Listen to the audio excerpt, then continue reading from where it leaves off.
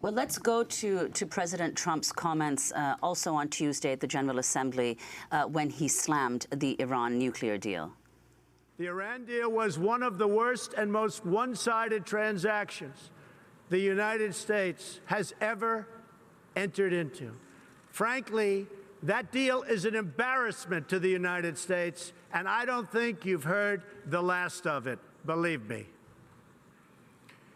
It is time for the entire world to join us in demanding that Iran's government end its pursuit of death and destruction. It is time for the regime to free all Americans and citizens of other nations that they have unjustly detained.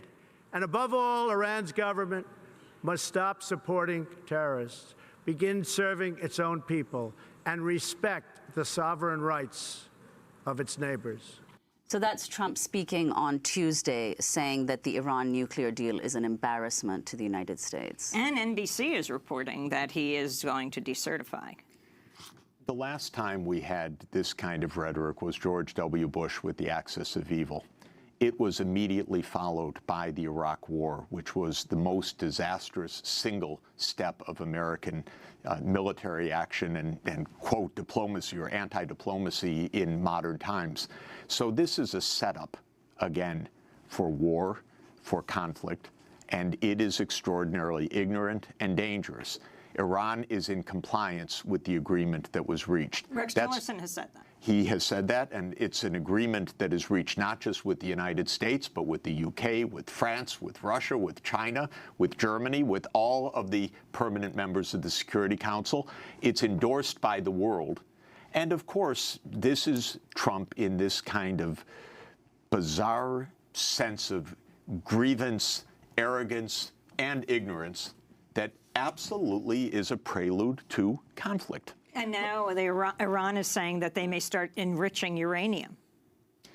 Iran is, of course, responding to bewildered, but after the deal was made, Iran had elections, and the moderate president, Hassan Rouhani, was reelected, despite opposition from hardliners, and the U.S. response is to provoke. Now, why is this happening? Because two U.S. allies, Israel and Saudi Arabia, are luring our ignorant president into this kind of vehemence. This is Israeli and Saudi policy. Saudis because of the Sunni-Shia conflict and battle for regional power. Israel because of its own narrow concerns.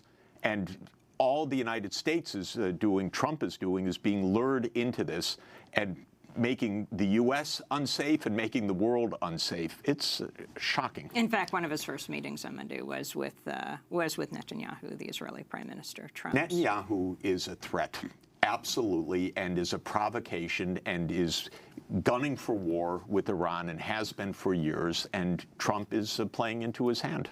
But as you said that, you know, Trump is an ignorant president who's being drawn into this by Saudi Arabia and Israel. So let's assume that that's true. You've also criticized Congress for ceding authority to this imperial presidency, and your assumption is, which is probably correct, that if Rex Tillerson and other members of his administration dealing with foreign policy continue to work with him, then that's an implicit acknowledgement that they side with whatever it is that he's saying. So within the U.S. government, Congress, or the executive, there's no limit on what Trump can do. What you're suggesting is no one will stand in the way of whatever it is that Trump intends to do, whether it's to go to war or whatever it is that he decides.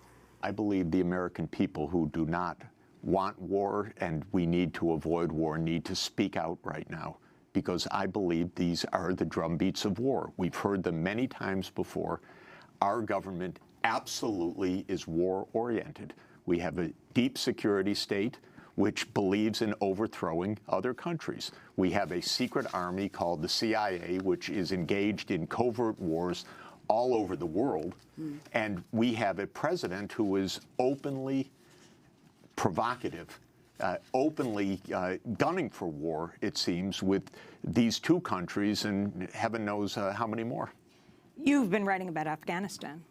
Well, Afghanistan has been in the U.S. Gun sight since 1979.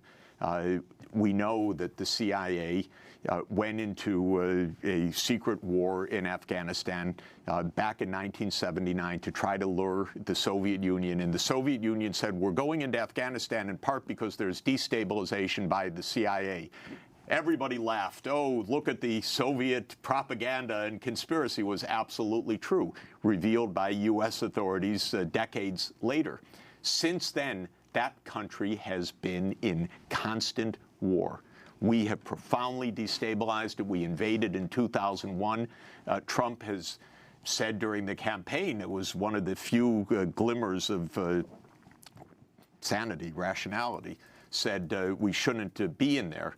But of course, once he got into the Oval Office, the generals assembled. He's surrounded by generals, remember, his chief of staff, his national security advisor, his secretary of defense. Those are civilian positions in American tradition. They're all generals. And they're telling him, you expand the military reach in Afghanistan. We also found out that they had been lying about how many American military were actually in Afghanistan for years, keeping the number lower than the truth by various tricks of rotations and the counting and the timing. So we don't even know what really goes on with our secret wars, but Trump is absolutely not stopping any of it.